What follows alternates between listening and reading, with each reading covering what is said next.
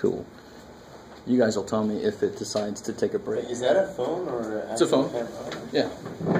So you know nowadays, it's more everything else, and then oh yeah, it's a phone too. That's right. All right. So let me ask you this, just to kind of come at this terminology stuff a little bit more interesting way. So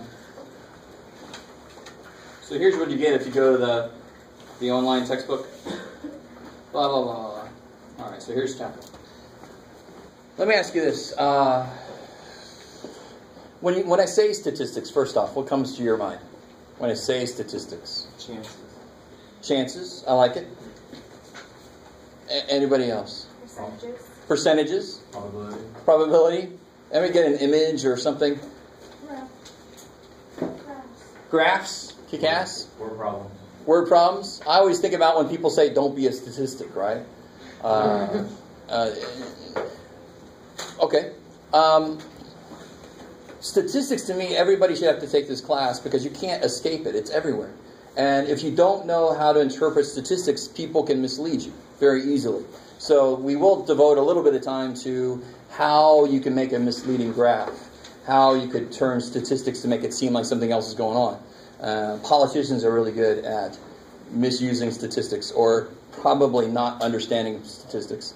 So let me ask you this. If I wanted to say something about all Grossman students, for example, if I wanted to know the percentage of all Grossman students who own a Ford or something less boring than that, what's something that you would want to find out about all Grossman students? What's something that you would want to know?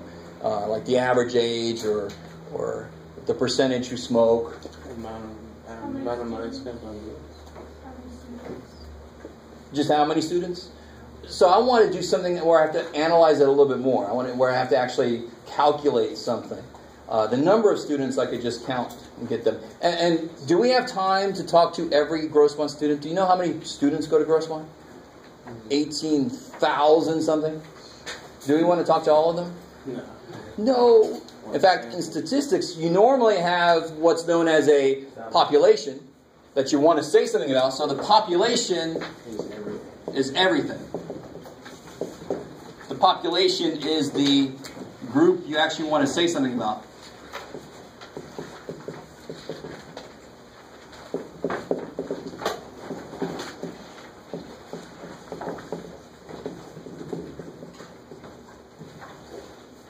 And yes, I do write like that. My hand feels fine. I could say I got that and then just say the whole semester's then, but that's just how I write. The day that I can't read my own writing is the day I must retire. I did have a teacher once that could not read his own writing. The student would say, "What'd you write?" And then he'd say, "Somebody remember what I wrote?" So I'm not that bad yet. So population, you all know that word, right? In fact, we normally think of a population of a country or something, but it's everybody. So if I wanted to say, what do I want to say about all Grossman students? Do I have a suggestion? Yes? How many are taking a given major? Cool. So the percentage. So we want to say, find out the percentage of Grossman students majoring, we'll just say majoring in each discipline. How's that sound? Is that all right? I like it. How are we doing so far? So is everybody all right? We haven't done too much yet, right? So we just want to say this about our population. We want to say, in fact, you look at the U.S., you look at the census website, and you have stupid amounts of data that they've collected on everybody. And they're talking about socioeconomic conditions and so forth and education levels. Holy crap. So this is good. I like this. If I could say this about the population, it would be what's known as a parameter. So a parameter is a numerical description of a population. It doesn't have to be numerical, but it normally is. Numerical description of a population or a characteristic of a population. So basically the shortcut there is parameter talks about the population. I do that for a reason. So, of course, in statistics, what do we normally do? We can't talk to every Grossmont student. So what do we do instead? Take a sample. Take a sample. And what do we hope is true about our sample? Representative. Kick ass. Whoever just said that. Ah, disembodied voice. All right, there's... So the sample... So what is a sample in general? A portion of A bit of something. Cool. A portion, a bit of the population, right?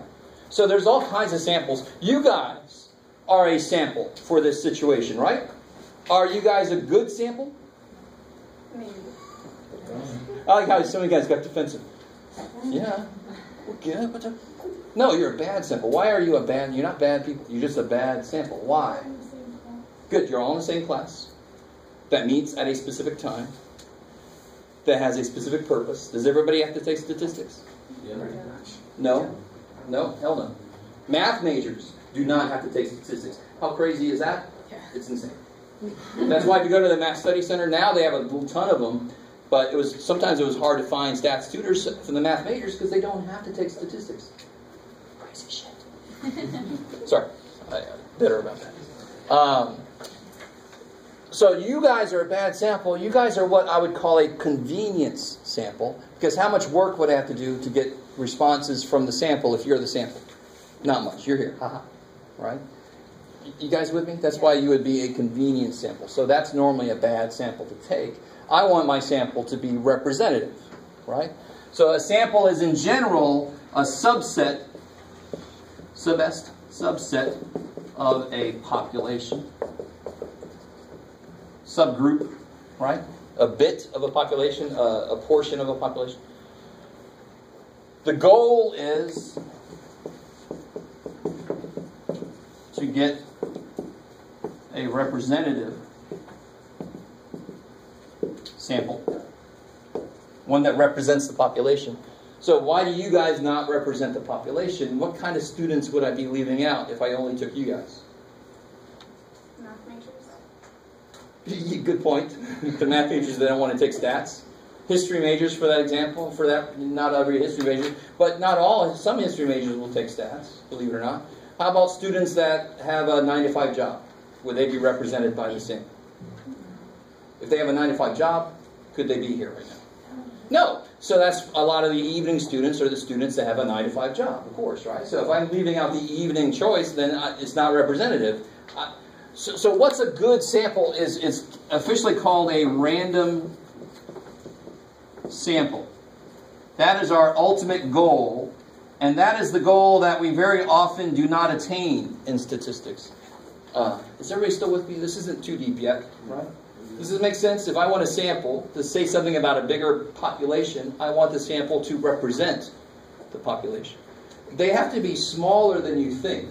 If I have 18,000 Grossmont students, how big of a sample do you think I should take to be representative? Would 100 be enough?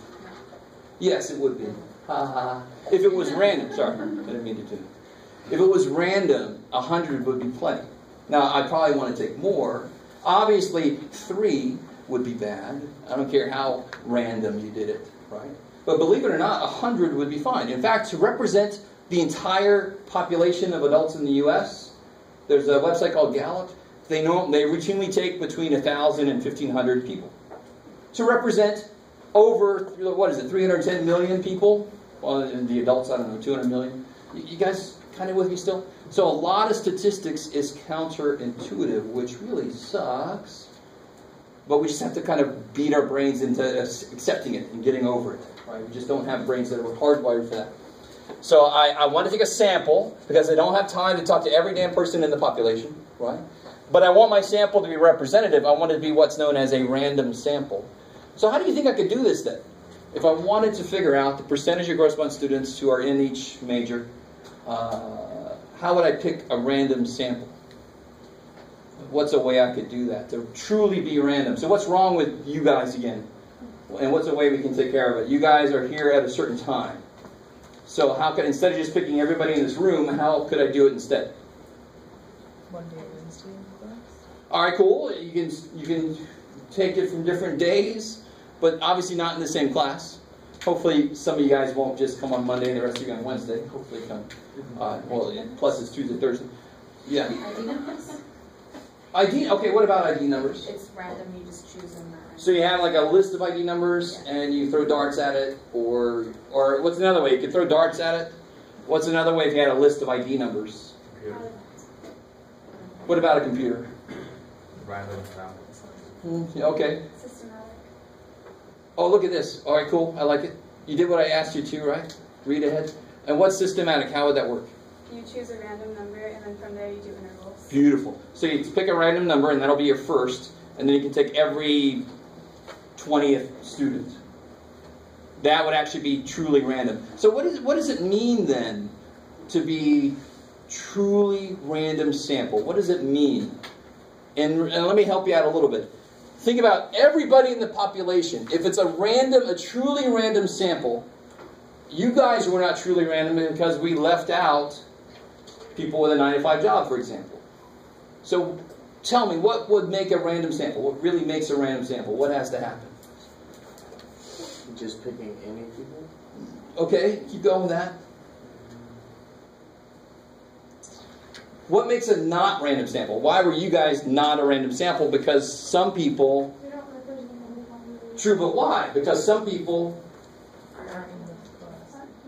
aren't here, so they don't have a chance to be in the sample. So it's easier to understand that, right? So what's a random sample? That means everybody in the population has a chance. Good. There you go. That's what makes a random sample. Are you doing it in a way so that everything in your population has a chance to be in the sample? If that's what you're doing the best you can. And if you're writing a journal, they would go, all right, you picked a good sample. I see your methodology. You're trying to make it random. Good. I'll keep going. Everybody had a chance to be included. So if you're doing a sample and you're calling people,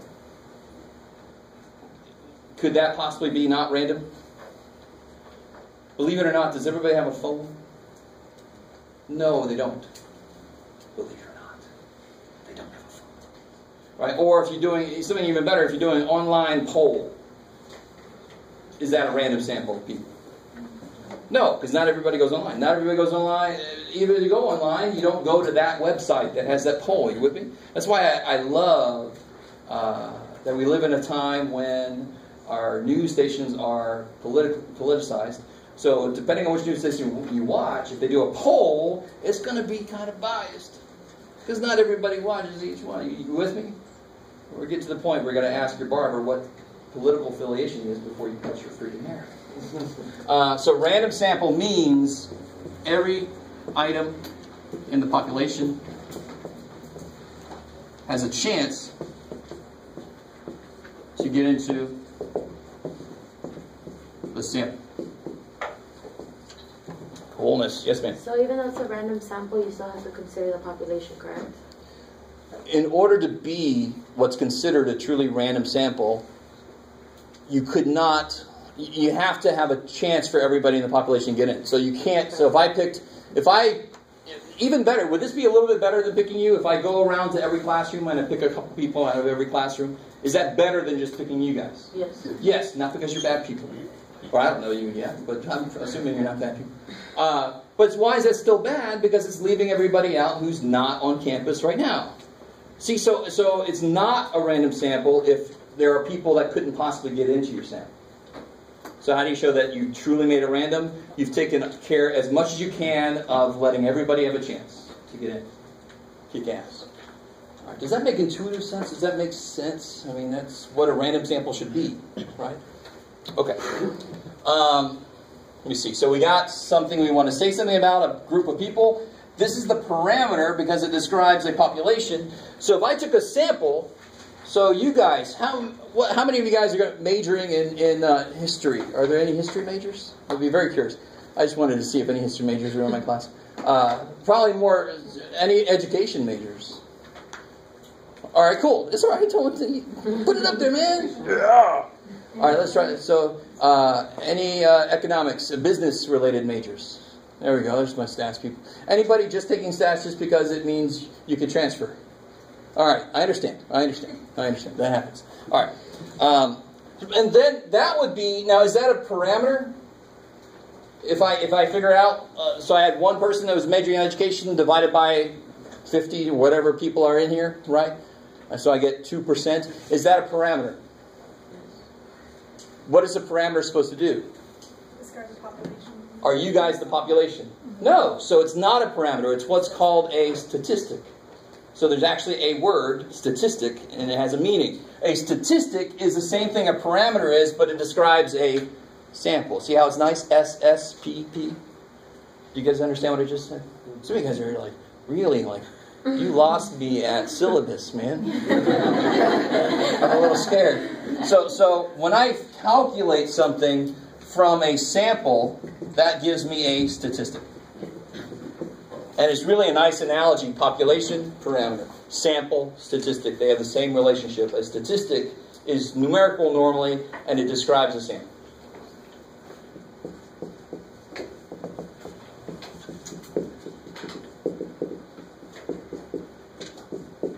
Doesn't have to be numerical, but very often it is. So like an average, which we'll call a mean in statistics, a percentage, proportion, however you want to say that, right? A strict number would be fine. How are we doing? Is that cool? All right, so far so good? So let's see where I am roughly. This is a new book to me too, but I better talk about stats than I know stats. They do talk a little bit about probability. I'm going to hold off on that until we get to it. I tell you what. Let me do this real quick because this is interesting. Play along with me for a second. Go to a blank sheet of paper. And so, for example, I was born on September 21st. Anybody else born September 21st? All right. That's all I always like to say. So what I'm going to do is I'm going to write the number 21. Right? 21. So write nice and big. We'll write the day, not Tuesday, but write the day you were born on. The 18th, the 7th. You with me? So we're talking about probability for a second and the counterintuitiveness of it. We'll see if you guys are the first class ever to not work with this. We'll see. All right. January babies. Hold up your number. Any January babies? The 3rd, the 22nd, the 8th, the 16th. So what I'm looking for is, tell me, what's your expectation? Do you think that somebody else in here, that 2 people in here have the same birthday? All right, let's find out. I almost want to put money down on it, but I'm a teacher and my money, I don't make a lot of it, so yeah. All right, so nobody has the same birthday in January. That's fine. February babies. Where are you at, February babies? 14th, Valentine's Day. Any February babies? You own February. March babies. March babies. 19th, 17th, 10th. All right. January, March, April babies. I can't see that back there. 13, 20, 16. All right, not yet. Shit. What's next? January, March, April, May. 15th, 14th, 12th, 13th, 18th. You guys are killing me. 13th, 14th, 15th. That's awesome. All right. May, June. 10th, 24th, 27th, 20th. I made it to November once, so I'm not shaking yet. July. July babies. 3rd, 9th. 9th. And you're not twins, right? One semester I had twins, and I said, well, won't count them. That's kind of cheating. Let me go real quick. August, babies. 17th, 19th, 16th, 8th. I love the way you guys all like dance around each other. September. Oh, the 22nd. Hey, all right, nobody matches. October. 24th, 17th, 2nd, 15th, 13th, 23rd, and 3rd. Wow, there's a lot of you guys. All right. Where am I at? November. 8th, 15th, 16th, 1st, and December. 22nd, Christmas, 27th, 15th, 20th, 9th, 19th, 5th. Nobody matches. All right, look at that. We have one match. Last semester I had 4 matches. It was crazy. But once you get above about 30 people, you have a better than 50% chance that there will be two people. And the reason that you didn't think that it was possible is because your brain thinks from your perspective, who else is going to have my birthday? But I said any two people.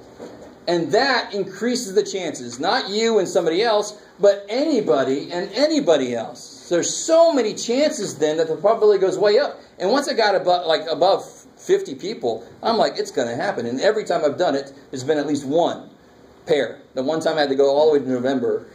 Sometimes it's not going to work for me because it's not a 100% chance. But it's such a high chance, I feel pretty good that it's going to work. Thankfully, it still worked this time. Right? All right.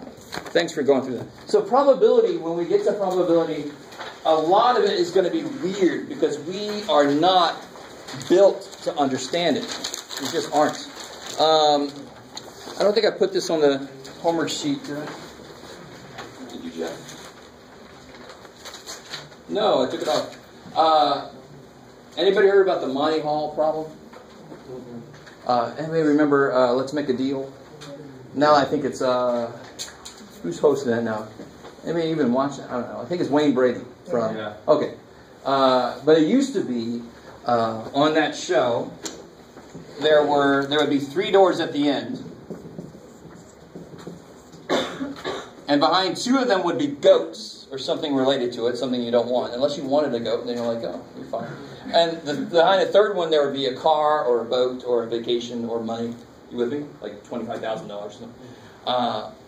So here's what's freaky. If I ask you to pick a door, so pick a door. 3. Okay, so you pick 3. And I open number 1 and I show you a goat. Is it a better thing to switch or does it not matter? Totally a better thing to switch. Why did I open door number 1? Let's start this. What's the chances? What's the probability that you picked a door with the big prize? 25. Be less specific. 1/3, right? You got 1 out of 3 chance. You with me? Yeah. Beautiful. Beautiful. So there's a 1/3 chance that you happen to pick the right door. So what's the chances that you did not pick the right door? 2/3. 2/3. Now, if you picked a goat, right? Let's just say you picked a goat. That's going to happen 2 out of 3 times, right?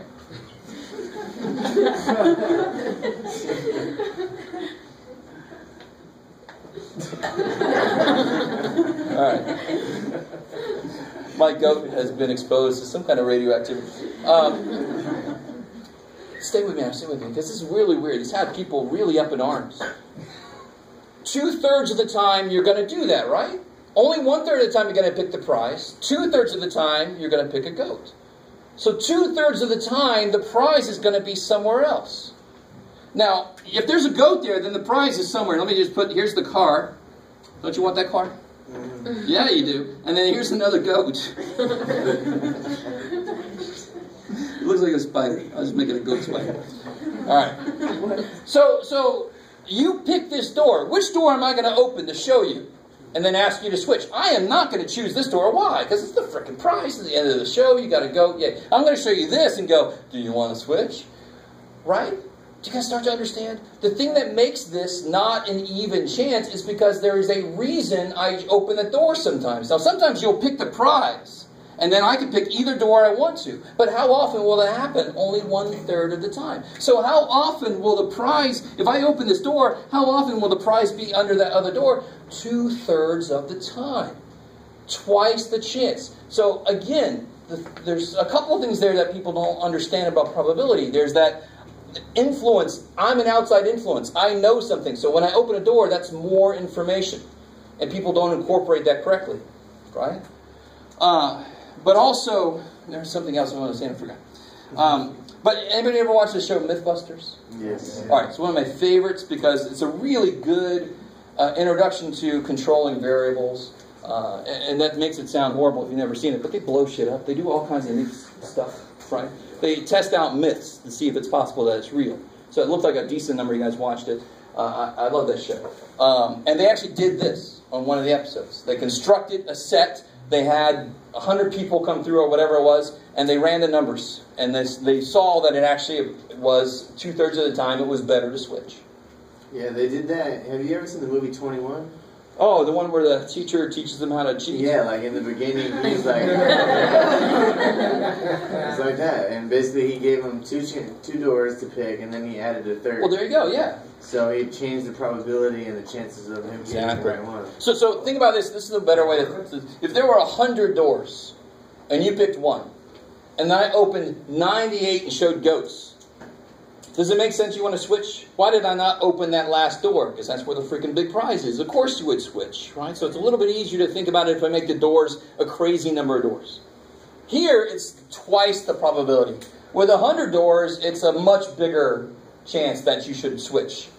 Right? It's like a 99% increase in probability, roughly. All right, how are we doing so far? All right, so that was my quick example, the birthday thing and the Monty Hall problem. Because Monty Hall was the original host of Let's Make a Deal, a million years ago, roughly. To show you how the brain just does not get probability. It just doesn't. It's not wired for it. Okay. So coming back to definitions. So here's the population, the sample, sampling, we already talked about that. Statistic, parameter. Representative sample, kick-ass. And then we got variable. So, I mean, we already kind of know what a variable is from algebra. But what would it be in statistics? So, if I wanted to figure this out, what would I ask people? If I was collecting, I took a sample, and now I'm going to ask my sample, what would I ask them? What major you take? Crazy, right? What major you take? So, the answer to the question I would ask, see how I'm talking real slow? And normally I talk really fast. When I talk slow, it's a note. Probably. So the answer to a question that I ask is actually what the variable is. Because what could the answer be? Several different things. Isn't that what a variable is? X is a variable because it could vary. It could be several different things. All right? Normally, almost an infinite, just an infinite number of things, but sometimes it can only be certain things. Okay, good. I like it. So in this case, the variable could be represented by history, math, biology, whatever. Okay, how are we doing so far? We're doing okay? So another big area of terminology is going to be the different types of variables that we have to work with. I always got to remind myself.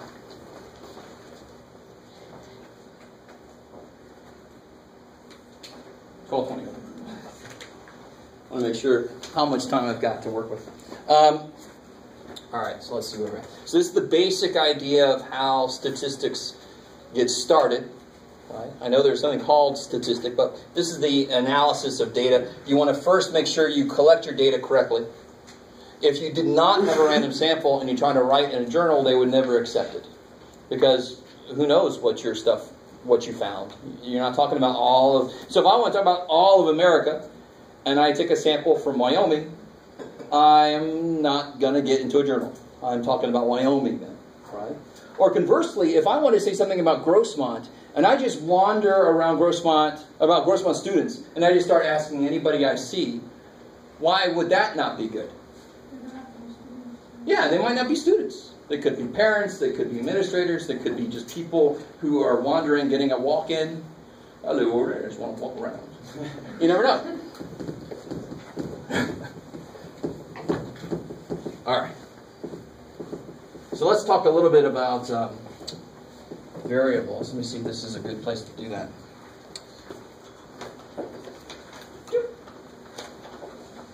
Yeah, all right.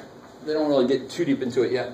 So you have numerical variables and categorical variables. They used to be called quantitative. So if I say that word, you'll know what I mean. So that's what they consider to be numerical. And qualitative,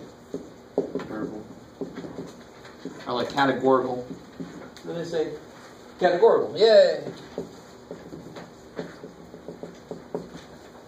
That's the main way to break up types of data. It makes sense. Either it's a number or it ain't.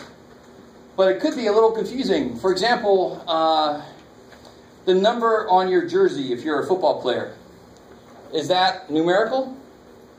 I just said number, didn't I? It's a little evil. But is that numerical, truly? And what does it mean to be truly numerical? To be truly numerical, I should be able to add them divide them, do the stuff that I can do with numbers. You with me? Or at least subtract them, maybe not division. We'll get a little bit more into that. But if I subtract two people's jersey numbers, does that mean anything? I remember one semester I had several people on the girls' basketball team, and I said, if you subtract your number from your number, it doesn't mean anything. They said, no, it's Michelle, because it was 27 minus 14 is 13, and that's Michelle. No, I'm like, oh shit, all right, well. So in general, you just made Michelle. Yeah, there's, bam. Numerical means you can subtract them, you can add them, you can do stuff with numbers. Jersey numbers would then be categorical. That's just another name for a person. Like your Social Security number is another name for you. It's not truly numerical. Right? I can't average two Social Security numbers and it means something. Right? Cool. I like it. I like it. So these are the two main ways to break up data. And depending on what kind of data it is, obviously you can't take in an average or what's called a mean of qualitative data. Right? So they actually came up with an average color of the universe a while back. If you Google that, maybe the article will come up. And they found that the average color of the universe was beige. Ugh. It's kind of gross. So the way they did it, why does it not make any sense when you first hear that? Can somebody help me? Does that make any sense when you first hear it? How do you average colors? So let me average my hair color with your hair color. How many times comes up? Brown plus blonde divided by 2. The hell? So what they did was they took the color and they associated it with the wavelength of light. Ooh. And then they averaged those numbers out. Does that mean shit? No. Does that mean we live in a beige universe? No, thankfully not. So averaging data that's in this category doesn't make a damn bit of sense, right? Because it's not numerical again. It shouldn't make any sense. All right. Blah blah blah blah blah blah blah blah blah blah blah blah blah blah blah. More blah. Oh, okay. Here we go. So example 1.2. A study was conducted at a local college to analyze the average GPAs of students who graduated last year. Let's see. So the population. What will the population be? All students who graduated. Yeah, so is it all students who attended the college last year? No. So which one is it? Graduated F. Yeah, part F. All students who graduated. What's wrong with, if you say part A, what's wrong with that? Because it's attended. Is it too many or too few? Too many. Too many. So populations don't have to be the biggest.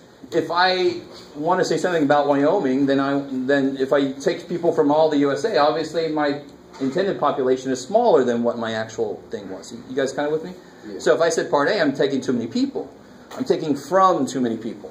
I have to narrow it down to just graduated.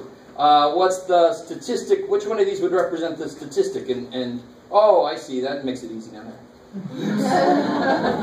Just in case you didn't notice, they have solutions there for you. But obviously, what do you look for to see that it's a statistic versus a parameter? So what's the key words in there? So Statistics based off of the sample. So like if I said the average of students who graduated from the college last year versus the average of students in the study who graduated from the college last year, which one of those is a parameter? E or G? G. E is a parameter because E talks about the population, right? Parameter, population. Statistics, sample, right? Please don't forget that. That's the beautiful. When math does that for you, appreciate it. So G would be the statistic because it's describing a sample, just the group that you studied. That's a sample, so it would be a statistic, the number you would get. Is everybody with me so far? Yeah. So if I said the average age of every airline pilot is 47. Probably higher than that, but who cares? Is that a parameter or a statistic? Parameter. What was the key word there? Every or all. Those are key words for parameter. If I said the average age of the pilots that the 40 pilots I picked, I mean that's obviously going to be a statistic because it's only from the sample I picked, right? All right, cool. Don't let that kind of question be hard. It should not be hard. Blah blah blah blah blah. Blah blah blah. Sample, what would the sample be? It's got to be the, yeah, so it'd be D, right? The random selected group of students who graduated. That's going to be my sample. And the variable, what's that going to be? Yeah, so which one is that? Yeah, the average of students who graduate from, well, that's going to be the so not E. One student who graduated from college last year. Yeah, so for each one, right? So I think that's what they mean there. For each one. And then what's my data going to be? Yeah, the only data that I have really that I can pick would be C. That's the only, they talked to 4 people. Good job. You're not going to get any good, unless your college is really, really small. Okay. Let's see. So here they give you a little rundown of some examples of each of those things that we talked about. Let's see if I can give you a better example. Go watch, you get sick. Where's your homework here? Here we go. Oh, so in the homework, they're going to ask you, they're going to give you a setup here, and then they're going to ask you, determine what each of the key terms is from that setup, right? So it'll be pretty basic. Let me see if I remember. Somebody got their homework sheet? I don't know if I signed this or not. I gave all my homework sheets away. 42, 52, 53. Thank you. No, I didn't. Good. So I meant to do this in class. So zoom in on this a little bit. Take a second and look at the setup here.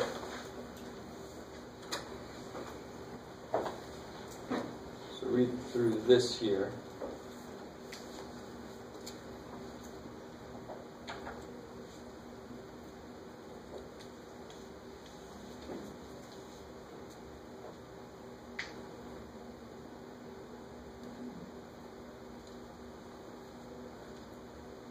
Unfortunately, very often statistics can be a bit morbid. So can you identify from that setup each of these things, the population, the sample, the parameter, the statistic, and the variable? Or give an example of them. So for example, the population would be what? People who have AIDS that have revealed themselves. Good. All right. So a new AIDS antibiotic drug is currently, it is given to patients once the AIDS symptoms have revealed themselves. A different set of 40 patients. So that's going to be coming up here in a minute. So it's going to be patients where the AIDS symptoms have revealed themselves. All patients. In fact, that's a really good word to use when you're talking about the population, is the word all.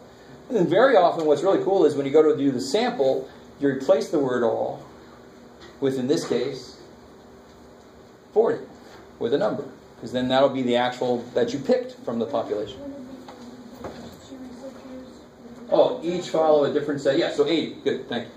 So 80 total patients in the sample, 2 different people. Well, for researcher A, it would be 40. Researcher B, it'll be 40. Cool. But you can just replace that word all we just used. So it'll be 40 patients where the AIDS symptoms have revealed themselves. Right? That would be my sample for researcher A. What about the variable? What would the variable be? Months of living. Good, right? So, and if you want to answer the question, what's the variable? You think to yourself, if I am doing this study, what am I asking people? It's that simple. Don't let that variable question be a problem. Just go, what would I ask people, or what would I look at? You might not want to, you can't ask somebody if they've passed away, but you can look at the data and say, oh, they lived for 7 months, they lived for 2 years, whatever, right? So that's the question you would ask, or want to look at the data that have answered, is that question. That's the variable. What could be a what could be a statistic? How would I phrase a possible statistic? You can make something up here. The average length of time. You got to be a little specific because it's got to be a statistic. Like 4 months. What tells me that's a statistic, though, versus a parameter? Off the sample.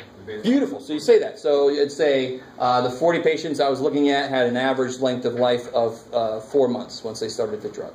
That would be a statistic because I'm talking about just the 40 patients. Now, could I ever get a parameter? Could I actually calculate a parameter? No, not easily, right? Because that would mean every AIDS patient everywhere. Holy shit.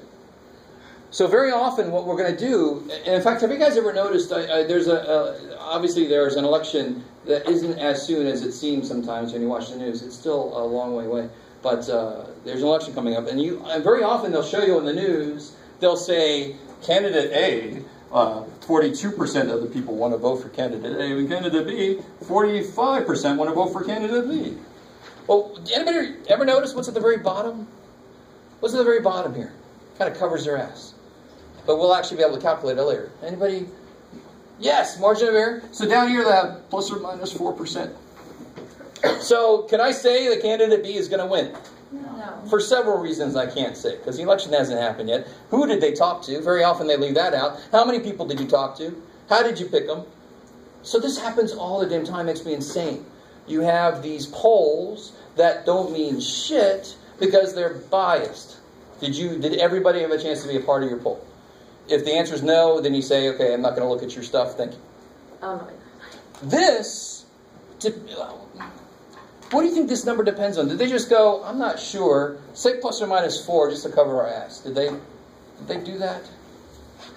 This number comes from, we'll actually be able to calculate this number later this semester, but it kind of depends on how can you be more certain about what you find? What's the main thing you do to be more sure? So if I want to find the average age at Grossmont and I take 80 people and I get their average age, and it's a random sample, that's a decent approximation. Are you guys with me? If I take 80 random Grossmont students, I do the ID thing, and I throw darts at it or whatever, or have a computer, barking, whatever. And I go talk to them, say, how old are you? And then I do DNA testing just in case they're lying. No. Look at their, anyway, the ID where the ink is still fresh. How would I make it a better, what could I change in my study to be more sure about the average age I get? To be more sure about the statistic, how it relates to the parameter. Bigger sample. Bigger sample, that's the number one thing. So the bigger the sample gets, what do you think is going to happen to this number? Decrease. It's going to get smaller, because you're going to be more sure about what you see. Even then, this is very often biased, because how did they pick who they're talking to? If it's on the news nowadays, unfortunately, probably biased, right? If it's online, probably biased, because we don't all go to the websites, same websites, right? It's kind of, but that's not now. So actually, what could it be? This could be 46, and this could be 41.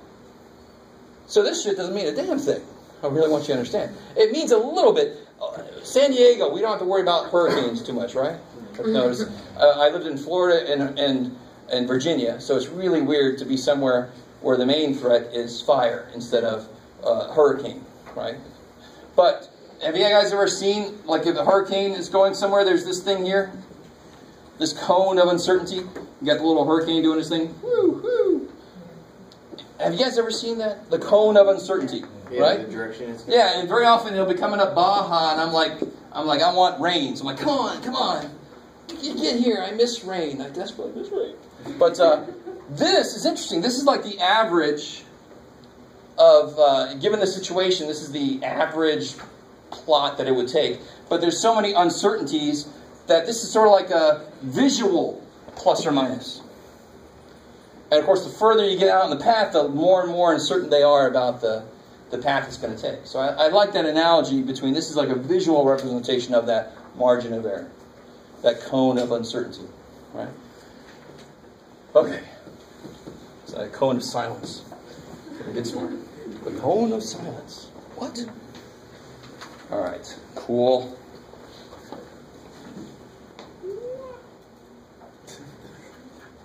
All right. So let's see. 1.2. Here we go. Ah, cool. All right. Yay. Here's quantitative and qualitative. I like it. Let's see if they do everything I want them to do.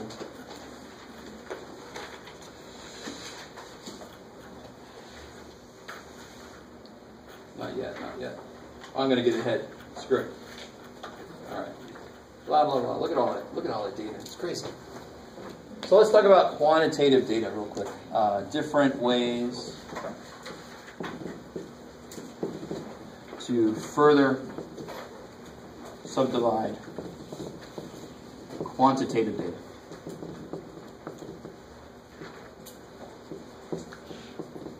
One way to do it is to say it could be discrete data or continuous data.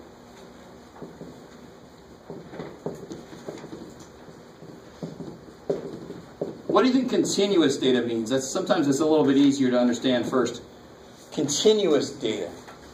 So this is a type of quantitative, so they're really numbers. So what do you think continuous versus discrete? Discrete might be a little weird word. I'm not sure what the hell it means. But continuous... Changes with time? Maybe. Infinite. What about infinite? It keeps going. Not the possibilities for a value could be an infinite number of things. So for example, let me give you a perfect example between these two. The weight of a backpack. Now, would I ever say to somebody, yeah, my backpack weighs 7.493664936722 pounds? Would I ever say that to somebody? Or if I ask you, how far away do you live? I live 12.394692 miles away. Who the hell are you?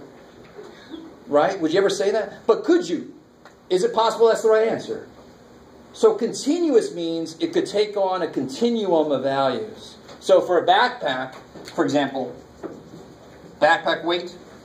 In fact, most measurements are continuous because you can be more and more and more precise with measurements, right? So a backpack could weigh anywhere from almost 0 pounds up to whatever insanity, right? Now, if you're going on a big old hike, it could get into the hundreds of pounds, maybe. Or you're in the Army and you have an evil sergeant, it could be, who knows? Anybody been in the Army? You go on those long hikes with a lot of gear on, and yeah. We did a marathon length ruck march with about 35 pounds of gear. It becomes unbearable after about mile 12. Shit, don't want to do that. I'm sorry. I don't want to do that. So who knows with the upper limit, but we'll just put 100 up there just to be, so we're not breaking too many backs. I don't know who this person is, but oh well. You guys kind of with me? But I mean, it could take on any value within. It could be any value within. If I ask you how many doors do you have on your car, can that take on any values between 0 and whatever? No. What could it be? 2. Yeah, I was going to say 1. Not many cars have 1 door. 2 doors, 3 doors. I would take maybe 2.5. Some trucks supposed to have that half door. To me, it's still a frickin' door, right?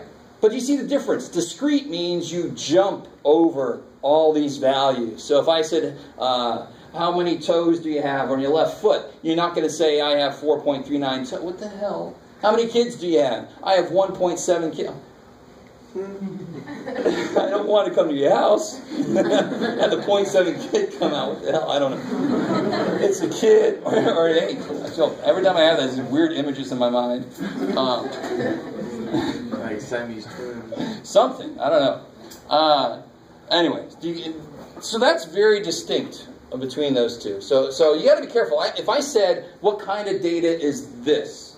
I am 42 years old. What kind of data is that? See, that's the trap you fall into. It's not discrete.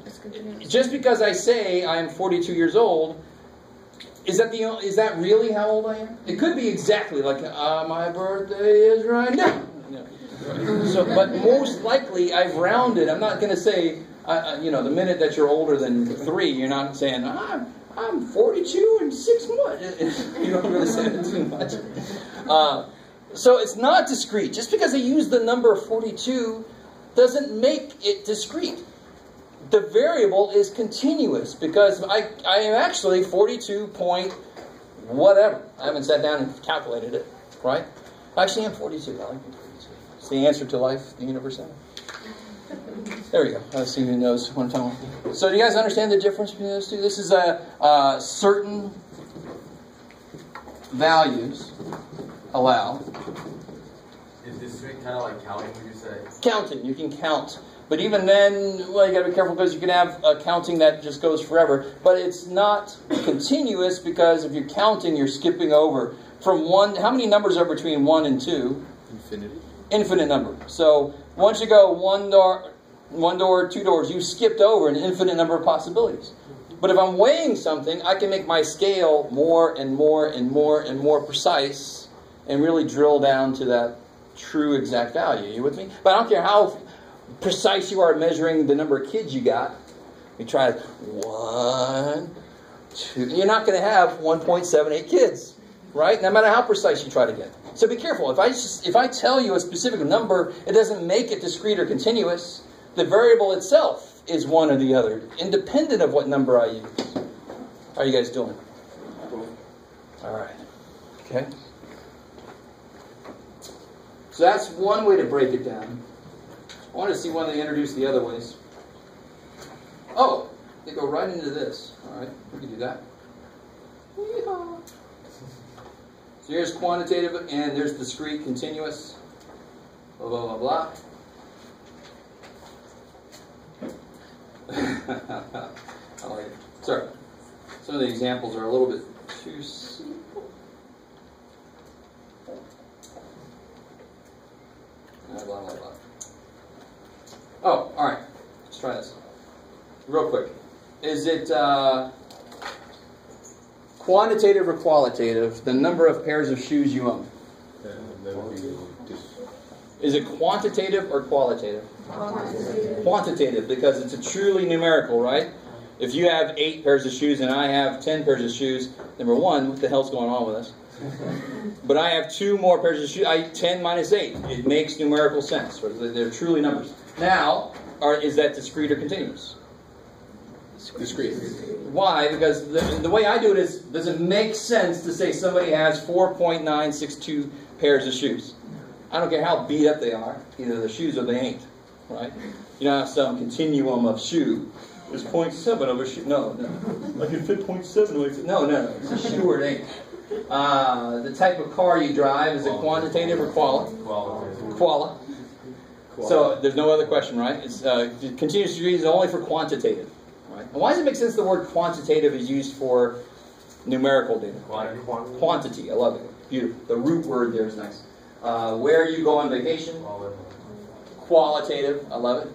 The distance from your home to the nearest grocery store? Quantitative. And is that discrete or continuous? Continuous. Beautiful, because you can be more and more precise.